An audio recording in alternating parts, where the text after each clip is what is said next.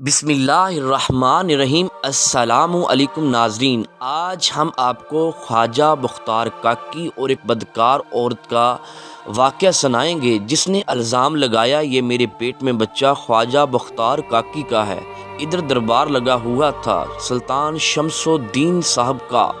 دربار میں سارے لوگ موجود تھے۔ باہر سے ایک رونے کی آوازیں آئیں۔ جب پوچھا گیا کیا ماجرا ہے تو بتایا گیا کہ ایک عورت اونچی اونچی رو رہی ہے۔ سلطان شمس الدین نے حکم دیا کہ اس کو اندر بلایا جائے۔ جب اندر بلایا گیا تو اس نے کہا کہ یہ میرے پیٹ کے اندر جو بچہ ہے یہ ایک شخص کا ہے، مجھے فیصلہ چاہیے، اس نے میرے ساتھ زیادتی کی ہے اور بدکاری کی ہے۔ سلطان شمس الدین اللہ والے تھے، نبی پاک صلی اللہ علیہ وآلہ وسلم کی تعلیمات پر عمل کرتے تھے، سچے عاشق سے سیرت نبی صلی اللہ علیہ وآلہ وسلم پر عمل کرتے تھے، سچے عاشق رسول تھے۔ وہ اپنی حکمرانی بہت ایمانداری سے کر رہے تھے۔ وہ جلال میں آ گئے، میرے علاقے کے اندر، میرے کنبے کے اندر، اس میرے پورے علاقے کے اندر یہ ایسا ماجرا کیوں ہوا ہے؟ میں ایسے انسان کا سر قلم نہ کر دوں۔ عورت کو کہا بی بی بتائیے کیا مسئلہ ہے، کیا ماجرا ہے، آپ اس بندے کا نام بتائیے، میں آپ کی آنکھوں کے سامنے اس کا سر قلم کر دوں گا۔ اس نے کہا اگر میں نام بتاؤں کیا آپ اس کا سر قلم کر دیں گے؟ سلطان شمس الدین نے کہا میں اس کا سر قلم کر دوں گا، ابھی کروں گا، میں انسان ہوں، آپ حکم کیجئے، بتائیے کون سا بندہ ہے؟ اس نے کہا کہ خواجہ بختار کاکی اس کے باپ ہیں، اس نے میرے ساتھ بدکاری کی ہے۔ سارے اس مجمع کے اندر، دربار کے اندر سناٹا چھا گیا۔ کس پیر صاحب کا نام لے دیا ہے؟ آپ سلطان شمس الدین جلال میں آ گئے، کہتے بی بی ہوش میں تو ہے، یہ تو تم نے میرے پیر مرشد کا نام لے دیا ہے، ایسا کیسے ہو سکتا ہے؟ کیا آپ کے پاس گواہان موجود ہیں؟ اس نے کہا جی ہاں۔ اس نے گواہان کو بلا کر پیش کیا، وہ لوگ گواہی دینے پر آمادہ ہو گئے۔ جب حضرت سلطان شمس الدین نے یہ سارا ماجرا دیکھا تو پریشان ہو گئے۔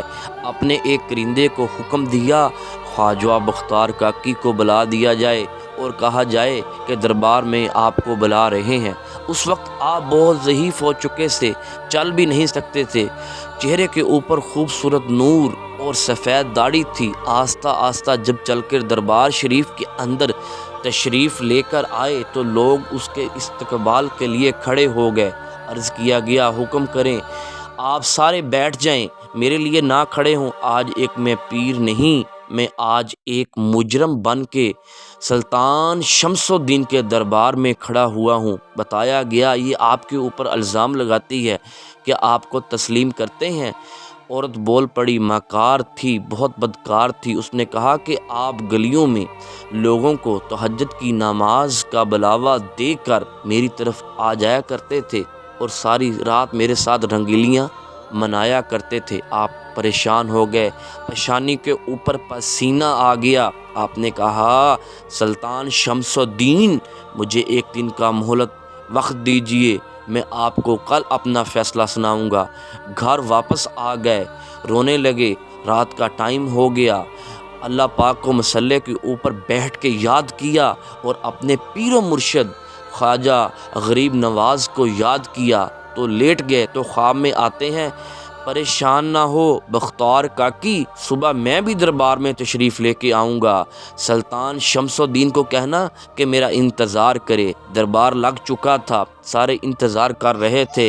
فیصلہ پوچھا گیا، جی بتائیے کیا مسئلہ ہے؟ تو آپ نے حکم دیا میرے پیر و مرشد خواجہ غریب نواز سے پوچھیں۔ آپ نے کہا بادشاہ رکیے، یہ بندہ جھوٹ بولتا ہے، یہ عورت جھوٹ بولتی ہے، اس کی بات پر یقین نہ کرنا آپ۔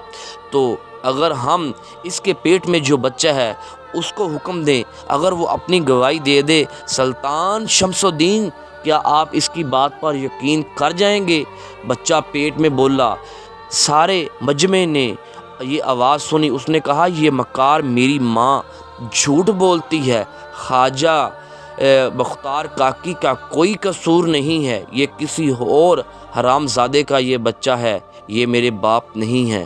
سارا مجمع دیکھ کے حیران ہو گیا۔ خواجہ غریب نواز نے خواجہ بختار کاکی کا بازو پکڑا اور دربار سے باہر نکلنے لگے تو پیچھے سے سلطان شمس الدین بھاگ کر آئے اور التجا کی، حضور کیوں جا رہے ہیں؟ کیوں بختار کاکی کو لے کے جا رہے ہیں؟ انہوں نے کہا ہم آپ سے ناراض ہیں، آپ نے سلطان شمس الدین کی بات پر یقین نہیں کیا، آپ نے عورت کی بات پر یقین کیا۔ خواجہ غریب نواز کو عرض کیا گیا آپ ان کو یہاں پر چھوڑیں، یہ اللہ والے ہیں، ہم سے غلطی ہو گئی ہے، یہ دین اسلام کی باتیں کرتے ہیں، چلو لوگ مسلمان ہو جائیں گے، سیدھے راستے پر آ جائیں گے۔